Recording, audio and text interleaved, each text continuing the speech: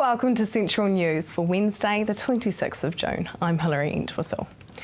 In today's news, a new joint policy will benefit the community and minimise alcohol harm, according to Tauranga Mayor Stuart Crosby. Tauranga City Council and the Western Bay of Plenty District Council's joint local alcohol draft policy is proposing extended hours for all bars across the wider region and restrictions for off-licence alcohol stores to be shut by 9 p.m. and not to be within 500 metres of schools. Carl Wright St Clair, the Western Bay of Plenty Police Area Prevention Manager, has concerns over longer hours for bars and believes it will have a negative impact. Mayor Stuart Crosby says the two councils believe it will be quite the opposite.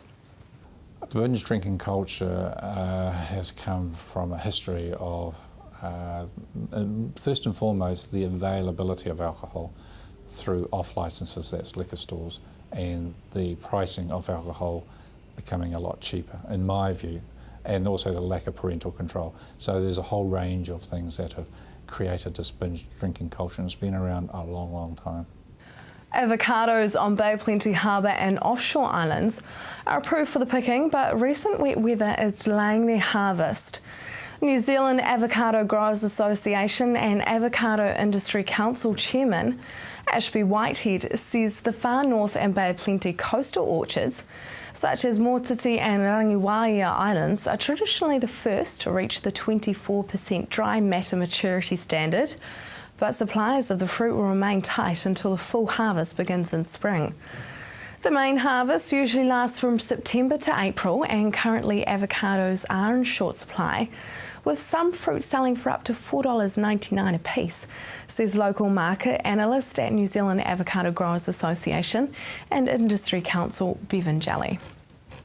Now for our region's weather. Hamilton, your Thursday will have morning cloud, with the southeasterly freshening up as the day goes on.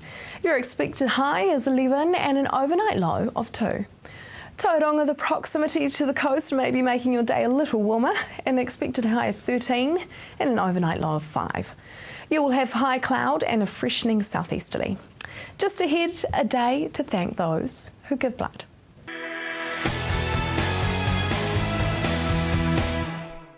Welcome to Central News on TV Central. World Blood Donor Day was last week, so I went along to the local blood bank to see how they celebrated the day there and to see why giving blood is so important. Anne-Marie, tell us how Blood Donor Day went. Actually, this year went really, really well. We had a lovely morning tea that was supplied by our local restaurant, Al Fresco, down the road, and a record number of donors came in, which is lovely, happens every year, and very busy. Why is it so important to have Blood Donor Day? It's the one day of the year that we're able to thank our donors. The rest 364 days of the year the donors are coming to us. It's the one day that we internationally get to recognise them and thank them. It's a voluntary service, so we like to be able to say thank you. So who can give blood? You'd be surprised how many can give blood. Anyone aged between 16 and 60 is a new donor, and up to the age of 75 once they start. Males, females, any healthy New Zealander. And who can't? There's a few reasons people can't give blood. People will probably know the CJV virus in the UK with the meat, etc. Unfortunately, that still stands for those people that travelled in that particular time frame, which was 1980 to 1996. There's a lot of reasons you can give blood. People think they can't give blood for many reasons, but you'd be surprised actually how many reasons you can. Most medications are okay. People think they're on blood pressure medications. They can't. Actually, they can. Low iron is an issue, but that's only for 6 months. So there's lots of reasons you can. There's a lot of myths out there. How much blood do you take in a donation? We take 470 mils is the standard amount, and then we take 3 tubes of blood for testing. So it roughly adds up to about 500 mils each session. And how long does it usually take for a donation? Between 5 and 8 minutes is a good bleed, for want of a better word. However, it can take up to 14 minutes maximum. How much blood does New Zealand need? We need It varies a little bit week to week. We need between 2,500 units, and a unit is a person, to 3,000 units a week nationally.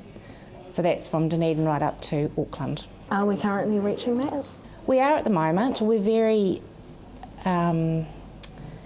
careful on a daily basis about how much we collect. So we get instructions from head office in Auckland every day, and sometimes 2 or 3 times a day, saying we need more O positive blood this week, we need more A's, we need whatever the requirements are. They look at our stock levels daily because we're very careful about not wasting blood and using what we have and making sure we have enough stock. What blood types are the rarest? The rarest blood types are AB positive and AB negative. And are these the ones that you kind of need more of? No, it's the opposite actually. Because they're the least of the population and the rarest, they're the least we actually require.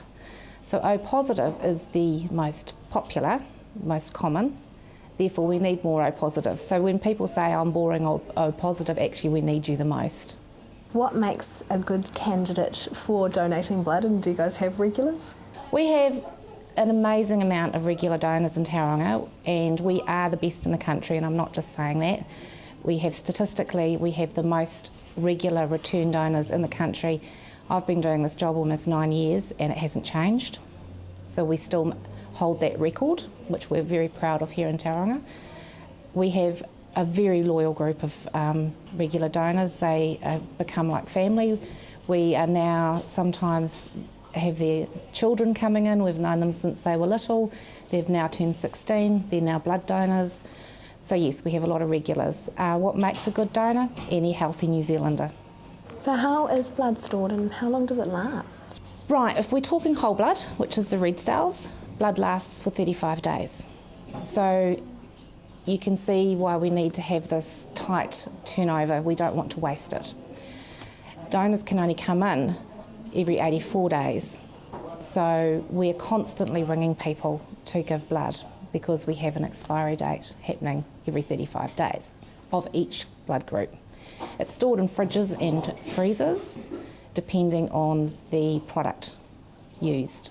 So you don't just take blood and pass it on, you can actually get a lot of byproducts from it. So tell us about those ones. We take plasma and platelets. So of a whole blood unit, you can get plasma and platelets off that. We also do what we call apheresis, which is taking the plasma and the platelets and returning the red cells back to the donor. So there's 2 different processes that happen for different products that we require. Are there any precautions taken to minimise infection? Every donor is interviewed by a registered nurse when they come on into the site, so they fill out the same form every single time because people's health issues change. So we check them every time they come in, and then they are tested every unit of blood is tested every single time you donate. Who benefits from a blood donation? Our the biggest users of blood are cancer patients, and then it filters down for various reasons, surgical reasons, traumas obviously, people in accidents coming in, those sorts of things, but cancer patients are the highest users. So if someone comes in to donate blood, can you walk us through the process that they'll be taking? Well, they'd meet our receptionist and she'd print out a form. We'd have a form of ID with you, hopefully a blood donor card, and fill out the questionnaire. You'd meet a nurse, a registered nurse, who will go through a few questions with you, decide your health, anything, we always look after our donors' health as well, make sure they're well and etc. And then you'd go and meet either that same nurse or another nurse, and they would pop a little needle in your arm and take 500 mils of blood off you, have a nice chat hopefully, and then finish up and have a nice cup of tea, coffee, Milo, hot drink, juice and some biscuits. How do you deal with squeamish people? Very carefully, because it's not nice. It's not something that we want to do, have a needle in our arm and blood come out. It's not a natural process. So it is normal for people to feel anxious and squeamish. The nurses here are very experienced. We are very good at trying to minimise people's anxiety, and a good way of doing that is hopefully having a donor on the bed that's up to their 75th donation who actually will talk the new person through it, which is really nice when that happens. If you would like to donate blood, you can phone 0800 GIVE BLOOD for your nearest branch. Coming up next, Te Reo Wiki.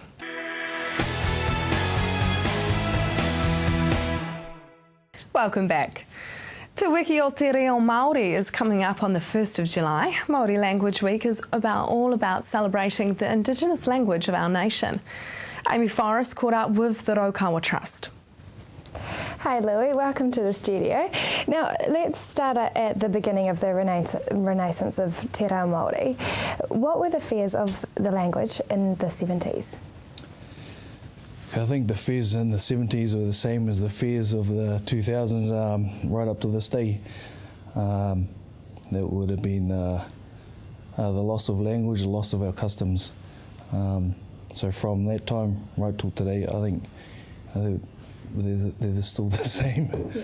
Nothing's changed. But what has changed is processes have been put in place to help counter the loss of that language, of our language and our customs.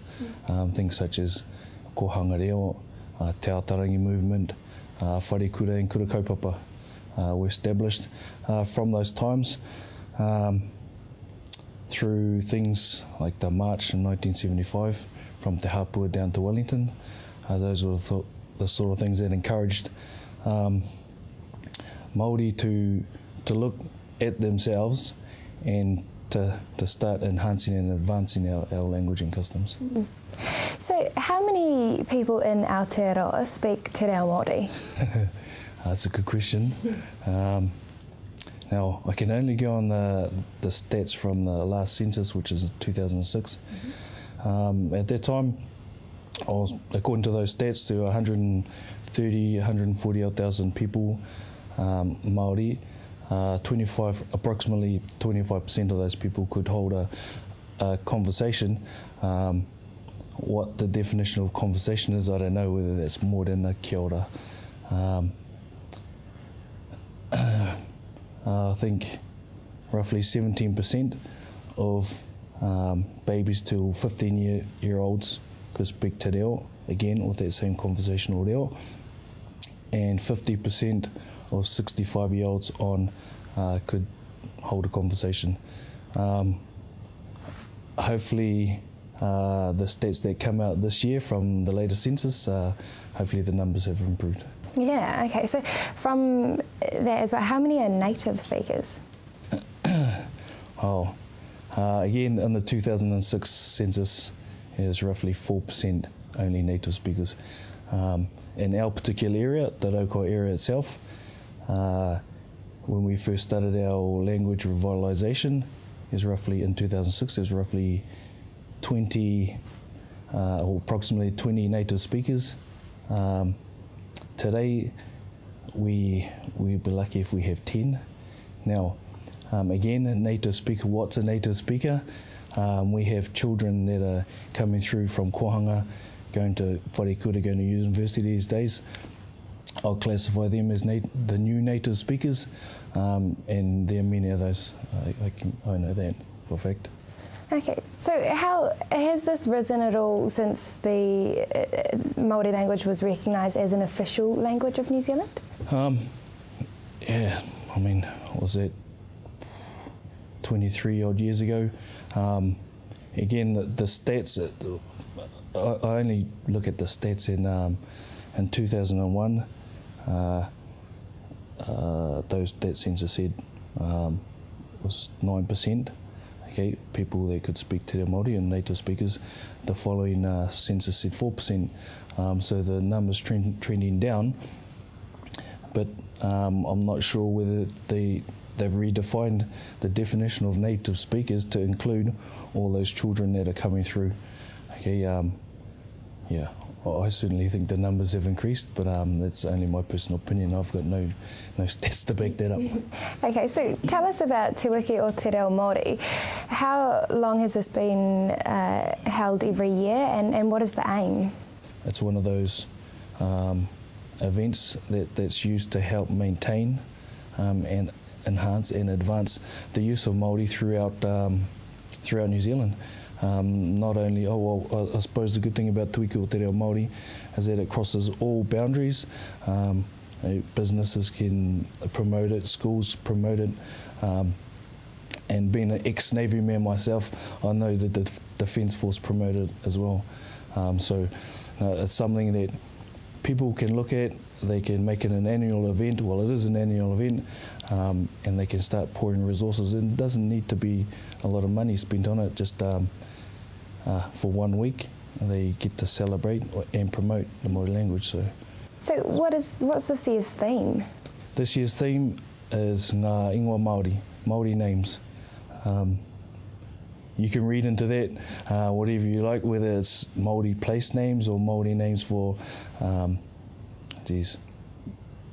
people, or I suppose different things, but Māori, Ngā Ingoa Māori, Māori names.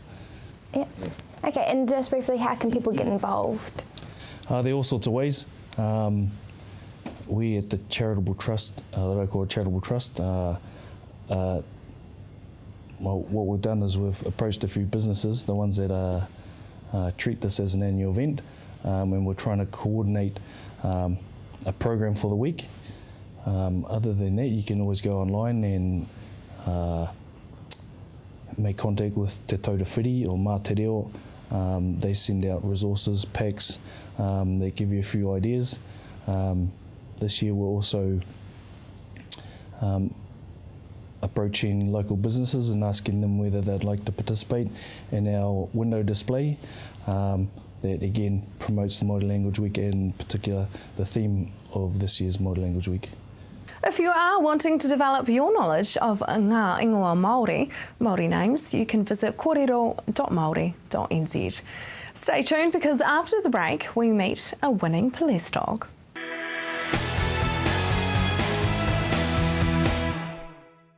If you've just joined us, welcome to Central News. Senior Constable Derek Orchard and his dog Turk competed against the top 10 police dog teams in the country at Trentham and won. I went to discuss with Derek and of course Turk why they think they were the champions on the day. So you are the National Patrol Dog Champs, so tell us about that. The competition is run annually at the Police Dog Training Centre in Trentham, and it's the top 10 dogs from the country selected to go down there after having regional trials to vie for the top spot as top dogs in New Zealand. So what kind of stuff did you guys have to do there? It's an assessment of all the things that the police dogs do. It's testing on tracking, criminal work, obedience, agility, handler decisions, and how you work as a team to be a police dog team. So why do you think you guys won? We scored consistently in every exercise, which is important, and Turk's been a police dog for a fair few years now, and I've been around a long time, and together we just pulled it out of the bag and scored in every exercise, and scored really well in every exercise, and at the end of the day all the points added up and I came out on top. Now you and Turk have actually only known each other for a year, so how long does it take to get that bond together? Well, I've only been working with Turk for a year. He's been based here in Tauranga with another handler for his whole career, and I actually fostered him as a pup, and I took him over after my police dog had to be retired, and the handler that had Turk got a promotion, so it sort of stayed in family, if one way of putting it. So it's pretty easy to form a bond with someone that you're sort of known for the whole time. You know how he works and what his temperament's like, and yeah, just sort of gelled easily. What is a police dog's job? Well, there's several different types of police dogs. Turk here is a patrol dog or general purpose police dog, and their main role is to track offenders or lost persons, to deal with violent situations, people that are armed, people with weapons, to look for lost property, stolen property, to deter crime. Like, there's nothing better than a crime prevention tool than a 35 kilos of angry police dog turning up. It certainly makes a lot of people change their mind to go down the right path. But there's also police dogs that are involved in search and rescue, armed defenders squad. We have explosive detector dogs, firearm detector dogs, narcotic dogs, victim recovery dogs. Some of the dogs are dual trained. You could be a patrol dog handler and be an armed defender squad, or search and rescue, or victims recovery. So they're really, really amazing tools. How long are they trained for, and how do you train them? Basically, you train them every day that you're working. And it starts from when they're just a little puppy. They're bred to be police dogs, so technically they have the right genetics. Everything's in there, and we just have to put all the processes in place and all the right behaviours and skills from the time that they're this big right the way through to the day that they retire. You're training the whole time. It involves attending courses at Trentham. You attend a puppy course where there's an introduction to tracking and criminal work and your obedience, and it progresses through, taking about 9 months to a year. You're generally they're about 2 by the time they're classed as operational patrol dogs. So what's some of the success that you and Turk have had? My very first night that I worked with them, I had a particular domestic related incident out in Katikati where I tracked the person for probably an hour and a half through properties, through bush, through farmland, along waterways before finally getting them, which is a long time. There's been, unfortunately, dog handlers are pretty modest. It's just business as usual for us, so they all sort of roll into one, but we have a pretty good strike rate. How important are patrol dogs to the police? Oh, they're vital. Patrol dogs can do things that you and I certainly can't. We can't use our nose to track where a burglar's just gone, or someone who's stolen your car gets out and run. We can't find them. That's where we get called in, and he uses his nose to locate a track, and we track them down. And also they're vital in dealing with violent situations, because at the end of the day, it sounds terrible, but a human life is more valuable than a dog's life. And unfortunately it has occurred where police dogs have been injured or are killed on duty, but that's their job, that's their role, and they love doing it. That is the news for today. We really want you to be involved, so like us on Facebook. Let us know your views. If you have news including your own video and photos, go to our website and hit upload. Thanks for joining us. I will be back next week with more guests from and around our regions. I'm Hilary Entwistle. Have a lovely evening.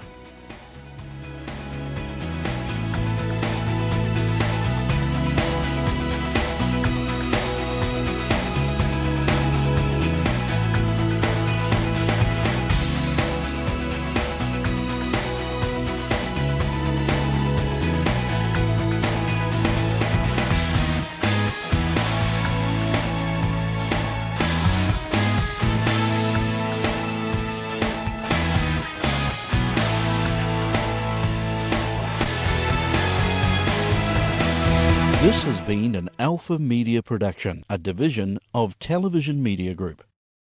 Supporting local content so you can see more of New Zealand on air.